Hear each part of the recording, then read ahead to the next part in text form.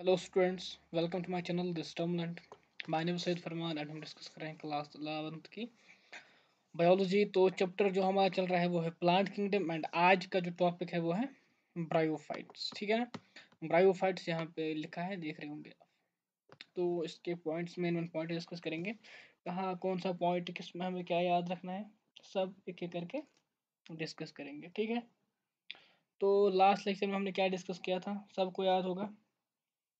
हमने एल्गी के बारे में डिस्कस किया था, क्लोरोफाइसी, फियोफाइसी, रोडोफाइसी, सब कैरेक्टर्स उनके पढ़ लिए थे, याद किए थे। ठीक है ना। इजी है, क्या करना है, सिर्फ एंड सिर्फ रिवीजन। जितने ज़्यादा रिवीजन उतना ज़्यादा आपको याद रहेगा। नेक्स्ट ग्रुप जो अलगी से एडवांस्ड है, ठीक है, जो अलगी से थोड़ा एडवांस था वो है ब्रायोफाइट्स। तो इसलिए अलगी के बाद ब्रायोफाइट्स आता है। तो इसी चेन में चलते हैं, एडवांस मतलब प्रिमिटिव, उसके बाद थोड़ा एडवांस, उसके बाद और एडवांस, उसके बाद कॉम्प्लेक्स। ठीक है ना। तो चलते हैं आज के टॉपिक पे जो है bryophytes. Bryophytes include the various mosses and लिवरवर्ट्स।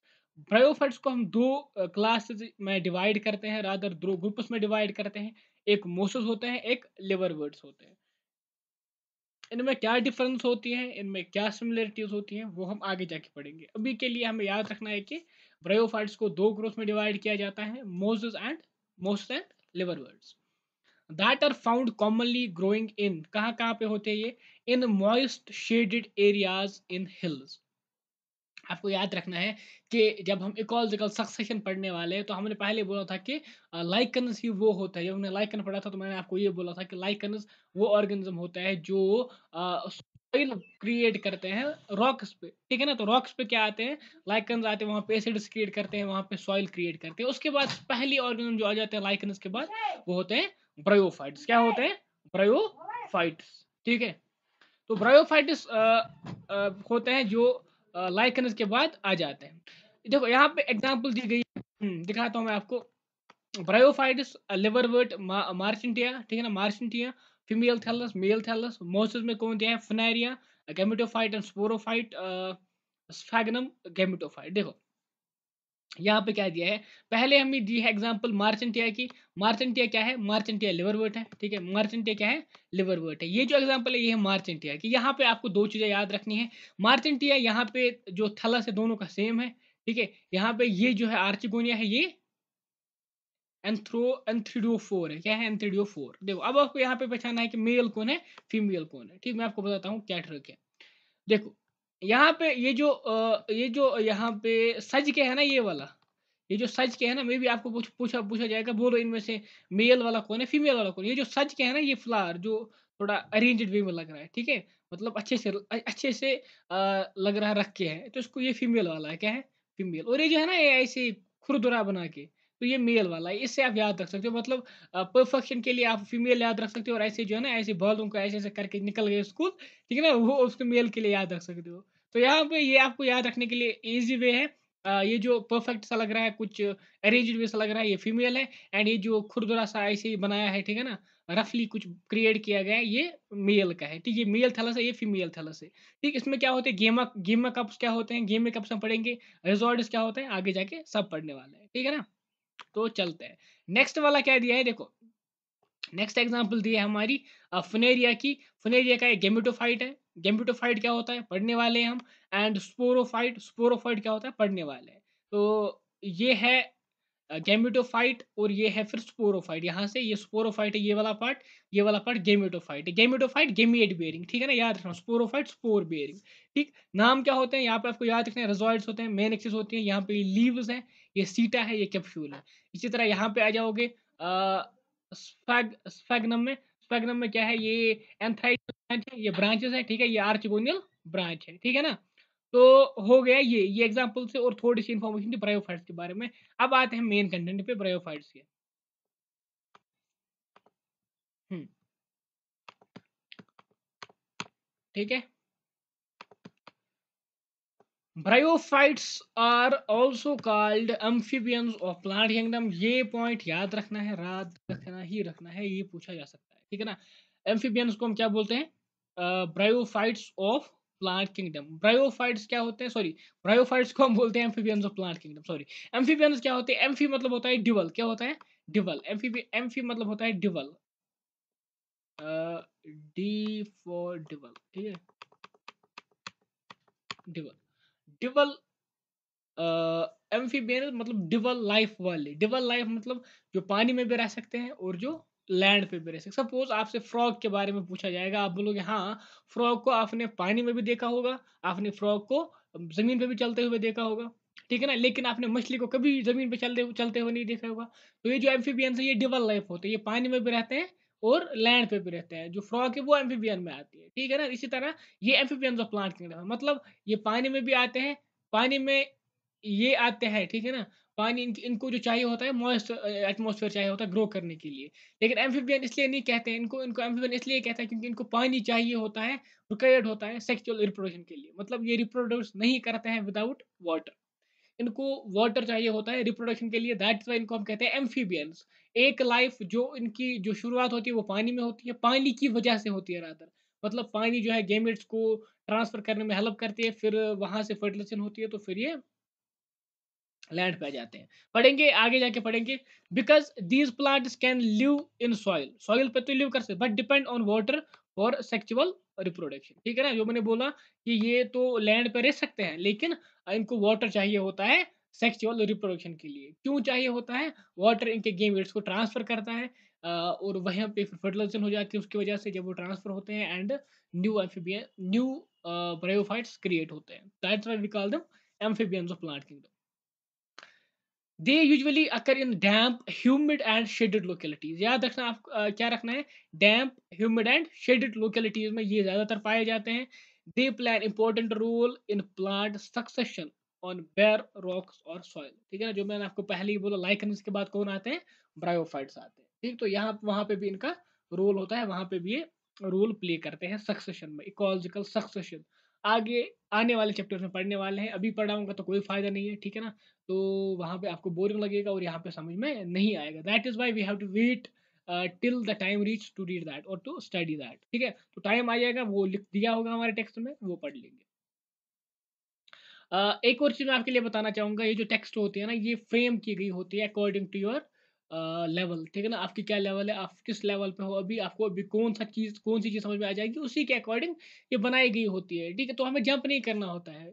अगर हम जंप करेंगे तो ना ये वाला समझ में आ जाएगा ना वो वाला समझ में आ जाएगा, वो तो समझ में आएगा ही नहीं, ये रह जाएगा, ठीक। तो वो प्रॉब्लम है, जिस वे से इसको दिया है उसी वे से पढ़ो, मैं आपको गारंटी देता हूँ कि समझ में आ ही जाएगा। अब आप बोलोगे मुझे पहले से पहले रिवीजन में नहीं आया समझ, मुझे 40% ही आया, तो वो नॉर्मल है, 40-50% आना समझ आना नॉर्मल है। सेकंड रिवीजन में और 30% आ जाएंगे। ऐसे ही जितने रिवीजन करोगे उतना ज़्यादा ही, उतनी ज़्यादा आपकी एक्यूरेसी होगी, प्रिसाइज उतने ही ज़्यादा होंगे आप चैप्टर के, उतने ज़्यादा क्वेश्चंस आपसे होंगे, ठीक। तो बेटर है कि हम इसी वे में पढ़ें। चलते हैं आगे।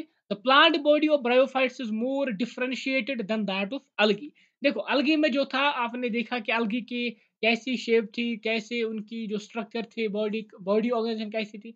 यहाँ पे क्या है, यहाँ पे ज्यादा डिफरेंशिएटेड होता है, उससे उससे और ज्यादा डिफरेंशिएटेड होता है। कैसे डिफरेंशिएट होता है, मतलब यहाँ पे आपको मिलेंगे इरेक्ट बॉडी, ठीक है ना। देखो मोर डिफरेंस होता है, it is thallus like and prostrate or erect. Thallus like होते हैं, प्रोस्टेट हो सकता है या इरेक्ट हो सकता है, ठीक है। एंड अटैच टू सबस्ट्रेटम, यहाँ पे अटैच होता है सबस्ट्रेटम को, ठीक है, मान लेते हैं। बाय यूनिसेल्यूलर और मल्टीसेल्यूलर रेजोइड्स, ये भी आपको याद रखना है। मे भी आपसे क्वेश्चन पूछा जाए रेजोइड्स मल्टीसेल्यूलर होते हैं या यूनिसेल्यूलर होते हैं या बोथ होते हैं या नन ऑफ दिस होते हैं, तो ऑप्शन आए आंसर आएगा बोथ होते हैं। क्यों? क्योंकि आपके टेक्स्ट ने दिया है ब्रायोफाइट्स में जो रेजोइड्स होते हैं, रेजोइड्स वो क्या होते हैं, वो यूनिसेल्यूलर हो सकते हैं या मल्टीसेल्यूलर हो सकते हैं। Now important point is they lack a true roots, stem or leaves. तो इनके पास ना तो ट्रू लीव्स होते हैं, ना ही ट्रू स्टेम होता है एंड ना ही ट्रू रूट्स होता है। याद रखना है आपको, ये इंपॉर्टेंट है, ठीक है ना। दे मे पोजेस, उनके पास हो सकते हैं, क्या हो सकते हैं, रूट लाइक, लीफ लाइक और स्टेम लाइक स्ट्रक्चर।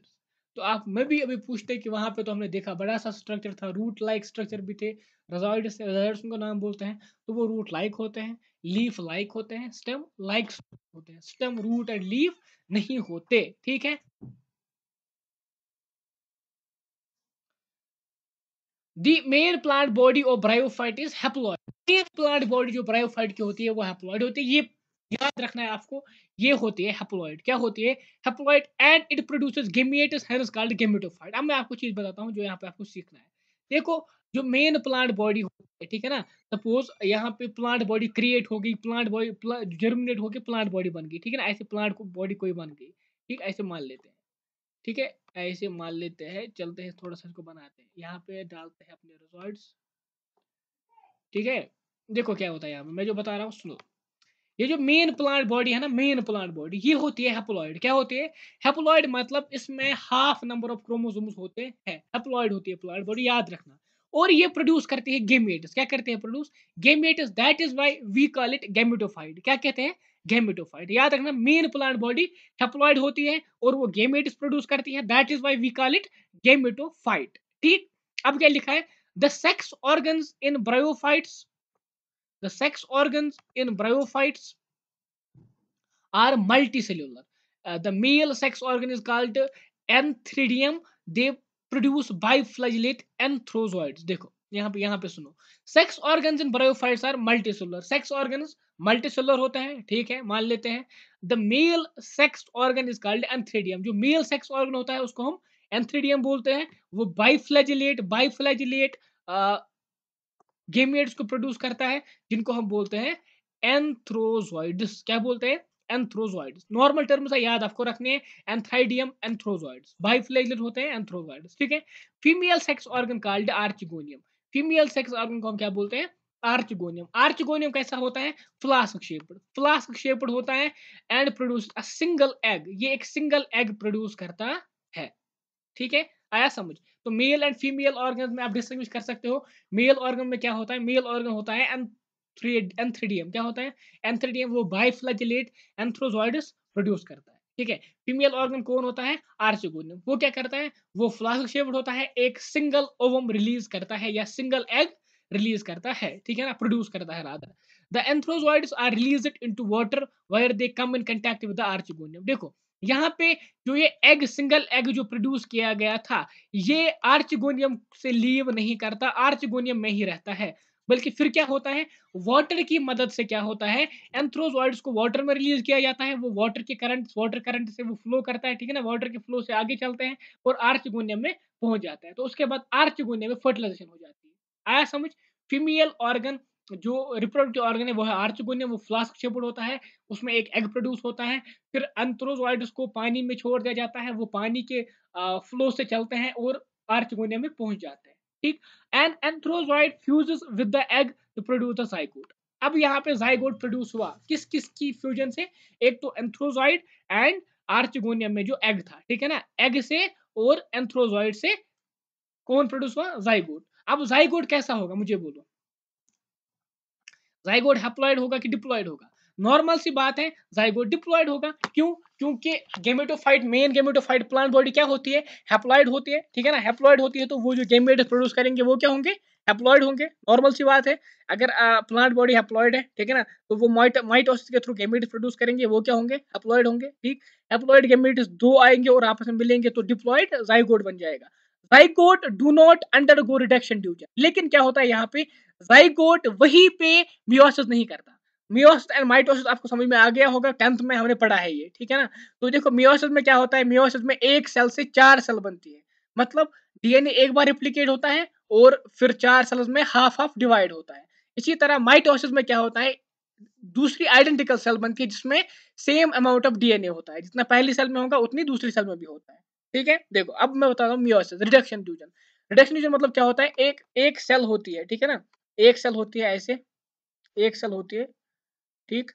इसमें क्या होता है? आप मान लो मैं आपको बताता हूँ क्या होता है। आप मान लो इसमें ऐसे दो डिवाइड होता है, यहाँ पे एक सेल बन जाती है, यहाँ पे एक सेल बन जाती है, ठीक है ना। ऐसे आप समझ सकते हो अभी अगर आपने नहीं पढ़ा है मियोसिस। इसमें अगर मान लेते हैं हम 2n है डीएनए, क्या है? 2n, n कोई क्वांटिटी है, इसमें आपको मिलेगा n, इसमें मिलेगा n। ये होती है मियोसिस। क्या होती है? मियोसिस। माइटोसिस में क्या होता है? माइटोसिस में इसी को रिप्लिकेट करके दूसरी सेल बनाई जाती है और उसमें भी 2n ही होता है, ठीक है। मियोसिस को हम बोलते हैं रिडक्शन डिवीजन। क्या बोलते हैं? रिडक्शन डिवीजन, ठीक। तो जैसे ही जाइगोट डिप्लॉयड बना किससे, ये जो हैप्लॉइड गेमेटोफाइट थे उनने गेमेट्स प्रोड्यूस किए और डिप्लॉयड जाइगोट बनाया, लेकिन जाइगोट मियोसिस नहीं करता, वो हैप्लॉइड स्पोर्स पहले नहीं बनाता, फिर क्या करता है, they produce multi cellular plant body called sporophyte, वो ग्रो करता है, क्या करता है, ग्रो करता है एंड प्लांट बॉडी बनाता है जिसको स्पोरोफाइट बोलते हैं, क्या बोलते हैं, स्पोरोफाइट। स्पोरोफाइट क्यों बोलते हैं, क्योंकि ये बाद में जाके स्पोर्स प्रोड्यूस करता है, that is why we call it sporophyte.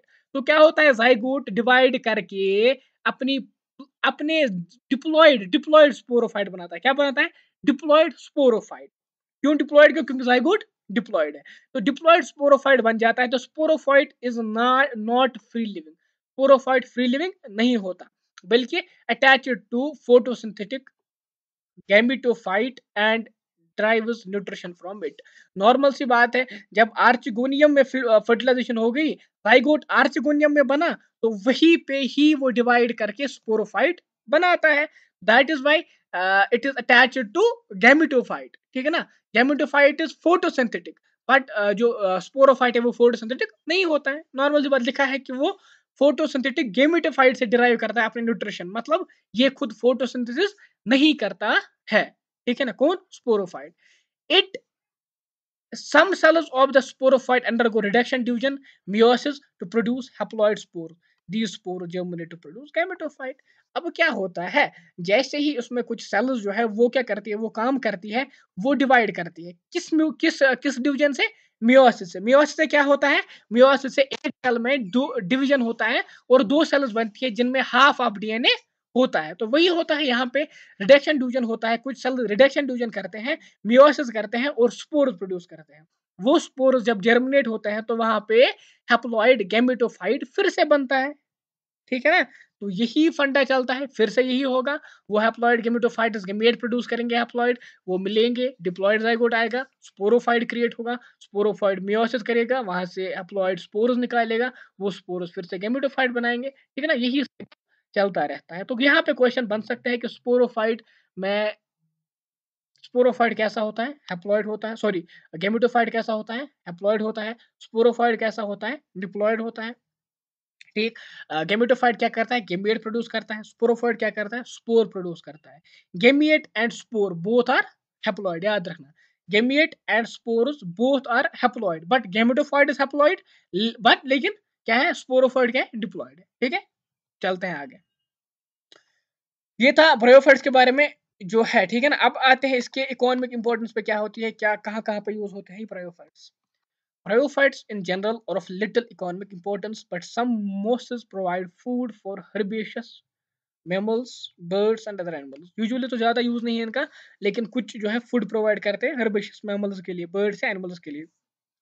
Species of Sphagnum a moss, ठीक है, Sphagnum moss है, हमने एग्जांपल में देखा था, Sphagnum moss है, provides peat that have long been used as a fuel। पीट प्रोड्यूस किया जाता है स्फैगनम के थ्रू, जिसको हम फ्यूल के तौर पे यूज करते हैं, and packaging material for transshipment of living materials because of its capacity to hold water. या इसको हम यूज करते हैं पैकेजिंग मटेरियल में, क्यों, क्योंकि इसमें कैपेसिटी होती है वाटर होल्ड करने की। Mosses, along with lichens, are the first organisms to colonize rocks and hence are of great ecological importance। पहले ही हमने ये पॉइंट डिस्कस किया था, मोसेस लाइकन्स के बाद आ जाते हैं या लाइकन्स के साथ आ जाते हैं और रॉक्स को इनहेबिट करते हैं, रॉक्स पे स्टार्ट करते हैं life. They decompose rocks, making the substrate suitable for growth of higher plants. Since mosses form dense meats on soil, they reduce the impact of falling rain and prevent soil erosion. So biophytes are divided into two, liverworts and mosses। देखो अब ये dense meet type का बनाते हैं soil पे, तो ये soil erosion भी बचाते हैं, ठीक है। तो ये जनरल पॉइंट से ये उतना मसला नहीं है, आप पढ़ सकते हो। अब हमने क्या किया है, ब्रायोफाइट्स को दो पार्ट्स में डिवाइड किया है, दो ग्रुप्स में डिवाइड किया है, किस किस में, एक है लिवरवर्ट्स, दूसरा है मोसेस, ठीक है। मोसेस और लिवरवर्ट्स में क्या फर्क है, खुद हम देखेंगे, आ जाते हैं लिवरवर्ट्स पे। Liverworts grow usually in moist, shady habitats such as banks of a river, streams, marshy ground, damp soil, bark of trees, deep in the woods। The plant body of liverworts thalloid, ठीक है, अगर margin देखो, ये जो हमने पढ़ा अभी तक, ये कहाँ कहाँ पे आते हैं, ये नॉर्मल सी चीजें पहले पढ़ चुके हैं, ब्रायोफाइट्स के लिए ये कॉमन पॉइंट है, जनरल पॉइंट्स है। ठीक। तो यहाँ पे प्लांट बॉडी होती है, थैलोइड होती है, ठीक है, थैलस होता है। और थैलस जो डिफरेंशिएटेड नहीं होता है, मतलब आप नहीं बता सकते ये लीफ है, ये प्लांट है, ये स्टेम है, ये रूट है, ये नहीं बता सकते, उसको थैलस बोलते हैं, ठीक है ना। तो मार्चेंटी एग्जाम्पल है। द थैलस इज डॉर्सिवेंट्रल, याद रखना है आपको। जो लिवर वर्ड्स होते हैं, लिवर वर्ड्स में क्या होता है, थैलस क्या होता है, थैलस होता है डॉर्सिवेंट्रल। डॉर्सिवेंट्रल मतलब आपने लीफ को देखा होगा, एंड क्लोजली अप्रेस टू सबस्ट्रेट। देखो आपने लीफ देखा होगा, लीफ को आप बोल सकते हो कि ये वाला साइड ऊपर वाला साइड है, ये वाला साइड नीचे वाला साइड है, बोल सकते हो, ठीक है ना। तो उसी को बोलते हैं, पीछे वाले साइड को डोर्सल साइड बोलते हैं, आगे वाले साइड को वेंट्रल साइड बोलते हैं, ठीक है ना। तो इनमें भी इसी तरीके की शेप होती है, डॉर्सी वेंट्रल शेप होती है, मतलब ये कंप्रेस किए होते हैं, ठीक है ना, और इनकी दो साइड होते हैं, तो dorsiventral shape. The leafy members have tiny leaf-like appendages in two rows on stem-like structures. जो leafy member है ना, उनमें क्या होता है, उनमें क्या होता है, leaf-like tiny leaf-like appendages होते हैं two rows में, ठीक है ना, on a stem-like structure। पहले हमने बोला stem-like structure होते हैं, root-like, leaf-like, तो वही leaf-like structure stem-like structure पे होते हैं, ठीक है ना। Asexual reproduction in liverworts takes place by fragmentation of thalli or by formation of specialized structure called gamecops।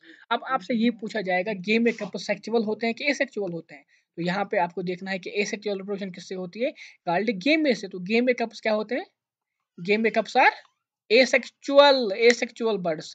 gamecops are asexual birds। asexual reproduction कहाँ से होती है यहाँ पे, या तो फ्रेगमेंटेशन के थ्रू होती है या तो gamecops के थ्रू होती है। gamecops are asexual structures for asexual reproduction, याद रखना है आपको, ठीक है ना। बहुत कंफ्यूजन होता है इसमें, बहुत सारे बच्चे इसको लिखते हैं सेक्सुअल, लेकिन ये गलत है। gamecops are structures for asexual reproduction, rather gamecops are game are green होते हैं, मल्टीसेलुलर होते हैं, एंड asexual buds लिखा है वही से, ठीक है ना, याद रखना है, ये पॉइंट इंपॉर्टेंट है। Game are green multicellular asexual buds which develop in small receptacles called gamecops located in the on the thalli, ठीक है ना। गेम में जो है ये गेम में कैपस में आ जाते हैं, गेम में कैपस छोटे छोटे स्ट्रक्चर होते हैं थैले पे, उनमें आके गेम गेम में आते हैं। गेम में क्या होते हैं, एसेक्सुअल बर्ड्स होते हैं, ये ग्रीन होते हैं और मल्टीसेलुलर होते हैं। The gemmae become detached from the parent body and germinate to form new individuals. जैसे आप देखोगे कि फ्रूट जो हमारे प्लांट से गिर जाता है, फिर वहां से जो उसके सीड होते हैं वो ग्रो करके नया दूसरा प्लांट बनाते हैं, इसी तरह यहाँ पे भी होता है, ये गेमे कपल्स डिटैच होते हैं, गिर जाते हैं और वहां पे नया प्लांट प्रोड्यूस करते हैं, नया ब्रायोफाइट बनाते हैं, नया लिवर वर्ड बनाते हैं।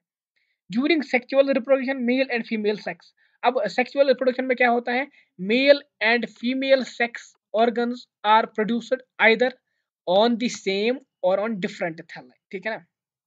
अगर सेक्सुअल रिप्रोडक्शन के लिए जाना है तो या तो सेम पे दोनों मेल एंड फीमेल थैले प्रोड्यूस की जाती है, या अलग अलग ऑर्गेनिज्म पे की जाती है। सपोज आपने मार्चेंटिया देखा था एग्जांपल में, मार्चेंटिया एग्जांपल में क्या था, वहां पे हमें फीमेल एंड मेल अलग अलग दिया गया था, तो यहाँ पे जो है डिफरेंट थैला, इसके लिए एग्जांपल आपकी आएगी मार्चेंटिया, क्या आएगा, मार्चेंटिया। और यहाँ पे रिस्सी एग्जांपल है आपका RICCI, जो है इसके लिए, किसके लिए, सेम के लिए वही एग्जांपल आएगी आपकी RICCI, ठीक। The sporophyte is differentiated into foot, seta and capsule। अब यहाँ पे जो स्पोरोफाइट होता है कहाँ पे, लिवर वर्ड्स में, उसको डिफरेंशिएट कर सकते हैं आप तीन पार्ट्स में, क्या क्या, फूट, सीटा एंड कैप्सूल, ठीक है, तीन पार्ट में डिवाइड कर सकते हैं। After meiosis spores are produced within the capsule, sorry, after meiosis, meiosis के बाद क्या होता है, स्पोर्स को प्रोड्यूस किया जाता है कैप्सूल में, ऊपर कैप्सूल होता है, यहाँ पे तीन पार्ट्स होते हैं, फूड, सीटा, कैप्सूल। कैप्सूल में क्या होता है, वहां पे मियोसिस के बाद स्पोर प्रोड्यूस किए जाते हैं। These spore germinate to form free living gametophyte, फिर यही स्पोर जर्मिनेट करके फ्री लिविंग गैमेटोफाइट बनाते हैं। लेकिन स्पोरोफाइट क्या होता है, डिपेंड होता है गैमेटोफाइट पे। होप करता हूँ कि ये अच्छे से समझ में आ गया होगा, ठीक है ना, सिंपल है। अब इसका और एक छोटा सा ग्रुप है मोसेस के नाम से, चलता है इस पे। हाँ तो इतना है हमारा मोसेस का, देखते हैं इसको अच्छे से। यहाँ पे थोड़ी सी डिफरेंस किसमें है, the predominant stage of the life cycle of mosses is gametophyte which consist of two stage. ये नॉर्मल सी बात है, ब्रायोफाइट्स में हर जगह आपको मिलेगा, डोमिनेंट कौन होता है, गैमेटोफाइट होता है, वही फ्री लिविंग होता है और वही फूड करता है प्रोवाइड स्पोरोफाइट को, यहाँ पे भी वही लिखा है। लेकिन यहाँ पे क्या है, गैमेटोफाइट के दो स्टेज है। पहला स्टेज इसको बोलते हैं प्रोटोनिमा, क्या बोलते हैं, प्रोटोनिमा स्टेज। उसमें क्या होता है, ये डायरेक्टली डेवलप होता है स्पोर से। देखो यहाँ पे दो स्टेज में इसको डिवाइड किया गया है डेवलपमेंट के बेसिस पे। पहले जो स्पोर से निकलता है उसको बोला गया है प्रोटोनिमा स्टेज, प्रोटोनिमा, ठीक है ना। स्पोर से जैसे ही ब्रायोफाइट निकले उसको बोला है protonema stage. It is creeping, ये क्रीपिंग होता है, मतलब ये चलता है, रेंगता है, ठीक है ना, ग्रीन होता है, ब्रांचेड होता है, एंड फ्रीक्वेंटली फिलामेंटस, और ज्यादातर ये फिलामेंटस स्टेज होता है, ठीक है ना, फिलामेंटस होता है। The second stage is leafy stage. Second stage है लीफी स्टेज, किसका, ये गैमेटोफाइट के दोनों स्टेज है, पहला प्रोटोनिमा, दूसरा लीफी स्टेज। किसकी बेस पे डिवाइड किया है, डेवलपमेंट के बेसिस पे। पहला जैसे स्पोर से निकले तो प्रोटोनिमा, उसके बाद सेकंड वाला स्टेज होता है leafy stage, which develops from secondary protonema as a lateral bud. उसमें क्या होता है, जैसे ही प्रोटोनिमा क्रीप करके आगे आगे बढ़ता है तो वहां पे लेटरल बड निकलता है, वो बढ़ जाता है, ठीक है, वो इरेक्ट हो जाता है, और वहां पे छोटे छोटे लीफ आ जाते हैं उस पर, तो उसको हम लीफ स्टेज बोलते हैं। लेकिन दोनों क्या है, गेमेटो, दोनों ही गेमेटोफाइट है, ठीक है, याद रखना है। दे कंसिस्ट ऑफ अपराइट, ठीक है, erect cylinder axis bearing spirally arranged leaves, ठीक, नॉर्मल सी बात है, कुछ नहीं। तो that's why we call it leaf stage. They are attached to the soil through multicellular and branched rhizoids. यहाँ पे मल्टीसेल्युलर एंड ब्रांचेड रिजॉइड्स होते हैं। The stage bear sex organs, यही स्टेज होता है जिसमें सेक्स ऑर्गन्स आते हैं। किस पे, लीफी स्टेज पे। प्रोटोनिमा पे सेक्सुअल ऑर्गन्स नहीं आते, वहां पे सेक्सुअल रिप्रोडक्शन के चांसेस नहीं होते। जब लीफी स्टेज आ जाता है, सेकेंडरी स्टेज आ जाता है लीफी वाला, तो वहां पे फिर सेक्सुअल आपको स्ट्रक्चर्स देखने को मिलेंगे, ठीक है। Vegetative reproduction in most of the fragmentation and budding in the secondary protonium. यहाँ पे वेजिटेटिव रिप्रोडक्शन किससे होती है, या तो फ्रेगमेंटेशन से होती है या तो बडिंग से होती है। कहाँ पे, सेकेंडरी प्रोटोनिमा में। सेकेंडरी प्रोटोनिमा में मतलब प्रोटोनिमा को भी दो पार्ट्स में डिवाइड किया है। पहला प्रोटोनिमा प्रिमिटिव प्रोटोनिमा, तो सेकेंडरी मतलब जिसको, जिसके पास बड निकले और जिससे लीफी स्टेज अराइज हो, ठीक है ना। ये नॉर्मल सी बात है, थोड़ा सा इसको कंफ्यूज नहीं करना है। प्रोटोनिमा को दो पार्ट्स में डिवाइड किया है, मतलब पहला वाला एंड सेकेंडरी वाला। सेकेंडरी वाला से जब बड निकलता है उससे फिर लीफ स्टेज आ जाता है, ठीक। बर्डिंग भी वहीं पे हो जाती है, कहाँ पे, सेकेंडरी प्रोटोनिमा पे। In sexual reproduction the sex organs, in sexual reproduction the sex organs antheridia and archegonia are produced as the apex of leafy shoot। क्या, सेक्सुअल रिप्रोडक्शन में क्या होता है, sex organs antheridia and archegonia produce किए जाते हैं apex पे, leafy shoot के एपेक्स पे प्रोड्यूस किए जाते हैं। ये जो यहाँ पे लीफी स्टेज आ गया, यहाँ पे जो लीफी स्टेज आ गया उसके एपेक्स पे, उसके टिप पे प्रोड्यूस किए जाते हैं यही आर्चिगोनिया एंड एंथराइडिया, ठीक है। After fertilization the zygote develops into sporophyte. Fertilization के बाद जाइगोट डेवलप करता है। स्पोरोफाइट में कॉमन फीचर है consisting of a foot seta capsule, यहाँ पे भी फुट सीटाइड कैप्सूल होता है, ठीक है। The sporophytes in mosses is more elaborate than, the sporophyte in Moses is more elaborate than that in liverworts, ठीक है ना। यहाँ पे ज्यादा elaborate होता है sporophyte than liverworts। The capsule contains spores, capsule में spore होते हैं। Spores are formed after meiosis, spores meiosis के बाद बनते हैं। The mosses have an elaborate mechanism of spore dispersal, इनके पास elaborate mechanism होता है spore dispersal का।